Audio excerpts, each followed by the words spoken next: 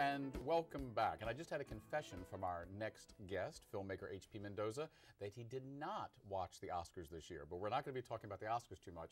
We're going to be talking about his new film, I Am a Ghost, and the ongoing work of the Asian American Film Festival. Welcome, H.P. Thank you for having me. So, I just outed you. You didn't watch the Oscars this year. What's that about? You're taking away my gay card in public. Look at that. No, I didn't watch it. I don't know. You know, I mean, honestly, I'm kind of working on the movie still, getting ready for the festival. Yeah. And we had a dinner party. And it got to the point where I said, you know what, this year I think I'm just going to go online after it's over to find out who won. I mean, I was kind of teasing you because I've talked to serious filmmakers in the past, and some of them say, oh, yes, I would miss it, and others are like, no, I would never watch anything so commercial. But so yours was an accident. You do watch it. Yeah, and it's not like I didn't pay attention. You know, I watched the movies, and I found out who won. You know, I didn't get to watch the red carpet and make fun of any dresses this year. That's all. Right. We didn't. Yeah, well, it was all about Angelina Jolie and making fun of the leg. Oh yeah, the leg. Yeah, we're going to see a lot of those on Castor during Halloween, I think. Yeah. So seriously, all kidding aside, how does your work get impacted by something as commercial as Hollywood film, or does it? I think I'm at a point in my career, which is really, really young, by the way, where I don't even know how that could affect me, because I basically have a stack of screenplays under my bed that I've written already, and I think to myself, which one will I do next? And as I'm going through them, I'm thinking, these are all kind of weird. These are kind of strange. Like every time I pitch these ideas to people, they'd say, that's great, could you make that gay character straight? Could you make that Filipino character white? Have you really had that happen?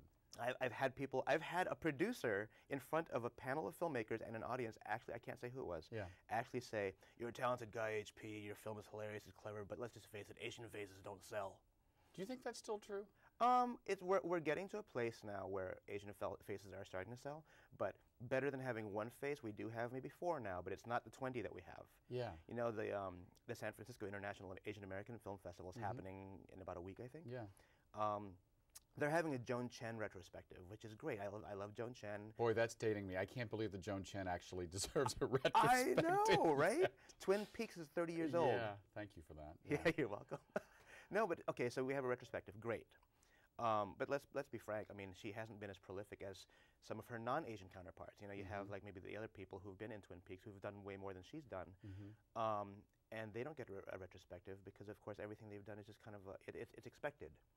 30 years worth of work, you should have done at least 15 films. Right. Joan Chen's been doing it for just as long, and she's done maybe 5. You know, I'm not saying that she's not good, but she doesn't get the same chance as, let's say, a Sandra Bullock. Right. There is no Sandra Bullock retrospective. Well, I mean, even now, I mean, we saw on the Academy Awards this past week, for the first time in a long time, an African-American artist win. Right. And I know there's a lot of controversy about that. I mean, I saw The Help. I'm from the South. I'm from that period. I was one of those little white kids, you know. You were an Emma Stone? Yeah. And I thought, wow, you know, where were those faces of my childhood on film?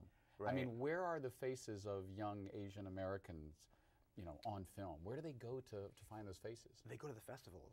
And that's, do you know Better Luck Tomorrow? It was a Paramount film. Justin Lin directed it. It was the first time I had seen like faces like mine on the screen that did the same things I did.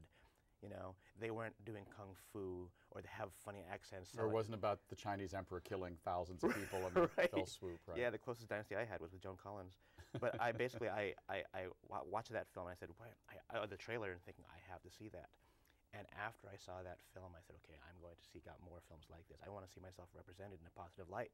Right. And yeah, it's true. Maybe out of the 100 that get made every year that have those faces, 1 makes it into the mainstream. Right. Well, and then you have even, you know, a greater distillation. You have Asian and Asian American faces on film, and you have gay faces on film, and then occasionally you have this collision, George Takei. Yeah, that's right, yeah. You know, how important and significant is someone like George Takei? To me? Yeah. Or in general, in both. To me, he's tremendous. I mean, I need that. You know, I'm a Gaysian. Yeah. I need a George Takei out there.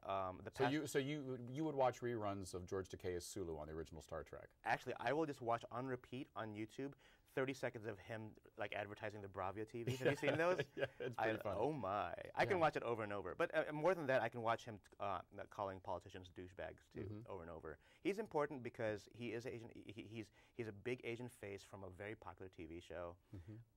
And the past 2 films I did were both very Asian and very gay. And I remember thinking to myself, I wonder which audience is going to respond stronger. Interestingly, just my own personal opinion, I think the Asian audience has responded a little. Do you think it's because they were hungrier for those images? I think so. I think as far as the gay audiences go, there's a lot more gay media than there is Asian American media.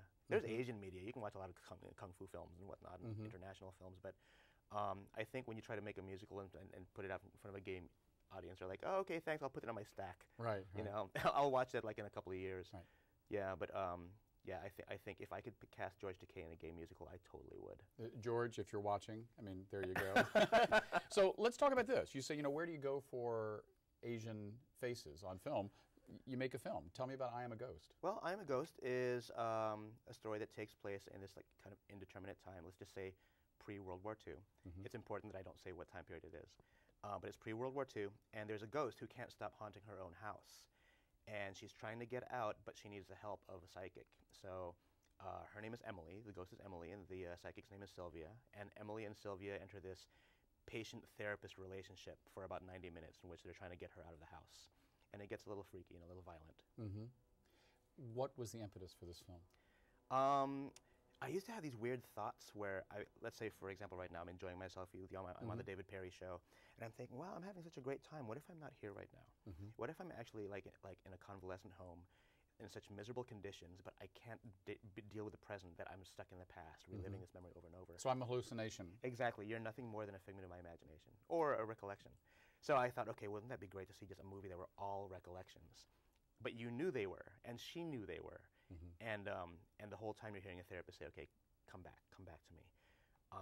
Also, I just kind of got tired of, you know, I enjoyed The Sixth Sense, but after The Sixth Sense, there were a bunch of other ghost stories in which the twist at the end was, Sixth Sense wannabes, Right. It's like, well, I saw The Sixth Sense. I knew he was there from the beginning. So I said, okay, the twist will happen at the title. You know, we know she's a ghost from the first frame of the movie. Now let's move on with the story. And what has been the response so far? I mean, I know it's being entered in festivals, and we're going to see it as part of the Asian American Film Festival. Yes. But what has been the reaction to a movie whose main character is a ghost? Yeah, well, you know, it is premiering on March 9th, so it hasn't been seen by many people. But the people who have seen it, the write-up I got before the festival compared it to like a David Lynch film, and said it had really frosty cinematography with a meticulous mise-en-scène, which was flattering because I was also a one-man crew on this. Me and my partner, Mark DeLima, we made the two-man crew. I shot the film, I edited, I did all the cinematography. Just, well, you know, I know filmmakers don't like to talk about budgets, but what did it cost to make this film? That I can't say just yet. I can't, Right. Mostly because I had some help from Kickstarter, and I had some other investors kind of like donate from the public donation and public funding. Right, but it's I mean, I will say this: you can't buy a car with it. No, probably not even a a scooter. But it's hard raising money for film, correct? Yeah, it is. So don't you have enough to do making the film without having to go out and get the straw to make the bricks too? I mean, yeah, how do you but do that? I like torturing myself though. Truth be told, it wasn't too hard to raise the money for I Am a Ghost because I basically just saved a lot of money from the past few years working on other shoots and even money that came in from Fruit Fly. And I said, okay, that's it. I'm going to make my first non-musical. That was the hardest thing. I would tell a bunch of investors and people and say, hey, I want to make another film. Great, we need another H.P. Mendoza musical. And like they have their hands on their checkbooks. And I say, yeah, well, it's not a musical. And their hands kind of come back to their sides. You so know? like you no longer get Glee, or watch it, or well, that's I think everybody wants me to make like the next Glee. Or like the next gay Asian Glee or something. Yeah. Yeah, I know. Yeah, so but I did all the music, so people who want my music, it's still all there. Right. Yeah, but it's still tough. Now we've talked about the lack of Asian faces in film. Do you think that's just because it's catching up, or do you think there's still an active racism? It's both.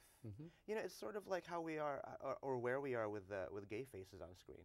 We're catching up. You know, we're seeing a lot more positive gay faces on screen. For example, when Prop 8 overturned, I was so happy. I was so excited, so much that I actually proposed to my partner. Well, congratulations. Thank you. You can get married in every state except here. Exactly. Yeah, isn't that great? I love California. Anyway, I read the news like 15 minutes afterwards, and there was like this like major gay bashing in Atlanta. Do you know about that?